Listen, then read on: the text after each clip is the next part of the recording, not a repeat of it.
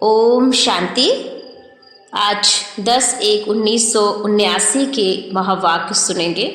अब वेस्ट और वेट को समाप्त करो, क्योंकि जो वेस्ट का वेट है, वजन है व्यर्थ का, वो हमें बहुत भारी कर रहा है। आज शारीरिक वेट किसी का ज़्यादा हो जाए तो अनेक प्रकार की बीमारियां पनपने लगती हैं, अनेक प्रकार की समस्याएं क्रिएट होती हैं। वैसे ही हमारी मानसिक स्थिति पर भी ऐसा वेट है जो व्यर्थ का, उसके बारे में बाबा ने जो क्लास कराते हुए सभी से रूहान कर रहे थे और बच्चों से मिलते हुए उनकी लगन को देखकर बहुत हर्षित हो रहे थे कि सभी परवाने एक ही विशेष मिलन की लगन में मगन हैं। और बाप दादा सभी महफिल को देख करके बहुत खुश हो रहे थे। लेकिन एक बात बाबा को बहुत लगी कि यहाँ पर संकल्प भी सबका एक है, मंजिल भी सबकी एक है, गाइड एक है ना, और सहज मार्ग और वर्तमान स्वरूप भी सहयोगी भी का है। फिर भी स्पीड में अंतर क्यों आ रहा है?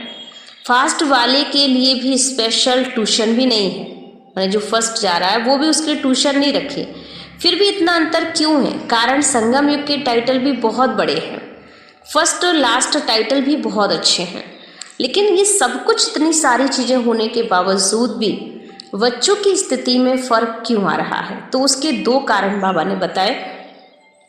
एक तो था कि वेस्ट अर्थात व्यर्थ गंवाना, दूसरा है वेट अर्थात कि वजन ज़्यादा है।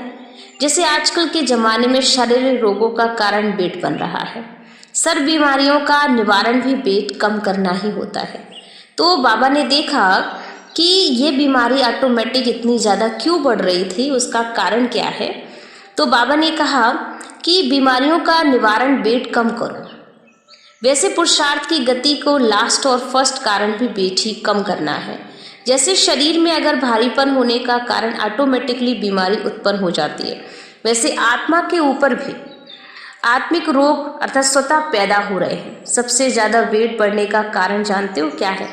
शारीरिक हिसाब से ज़्यादा वेट बढ़ने का कारण होता सड़ी हुई चीज़ें खाना।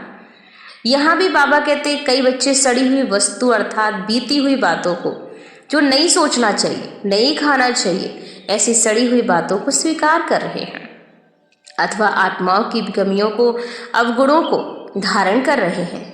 सड़ी वस्तु कहेंगे इसलिए क्योंकि तली वस्तु खाते हैं, अर्थात जो बड़ी टेस्टी लगती है, अपनी ओर हमें खींचती है, दिल होती है, लेकिन है तो सड़ा हुआ, तला भुंजा हुआ। जितना ही हम आकर्षण करता उतना ही हमारे लिए नुकसान का कारण भी बनता है।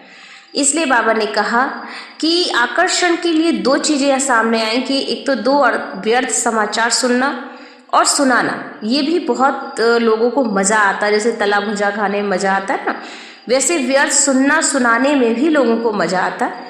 समझते हम तो एक रूहानी तो कर रहे हैं, लेन देन कर रहे हैं एक दूसरे से, लेकिन रिजल्ट क्या है इसका?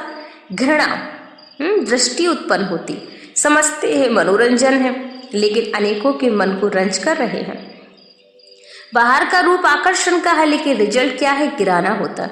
ऐसी बातों को बुद्धि में धारण करना, सेवन करना, इस कारण वेट बढ़ रहा है। जैसे शारीरिक वेट का कारण क्या होता है कि व्यर्थ है, और लेकिन व्यर्थ में भी जो व्यक्ति वेट बढ़ जाता है वो ना दौड़ सकता है, ना ऊपर चढ़ाई कर सकता है।